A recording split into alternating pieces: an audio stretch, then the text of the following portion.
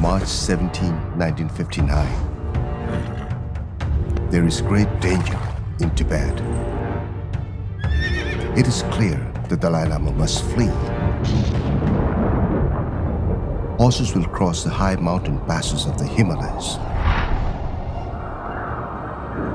on the most important ride of their lives, carrying the Dalai Lama out of Tibet and into a different world.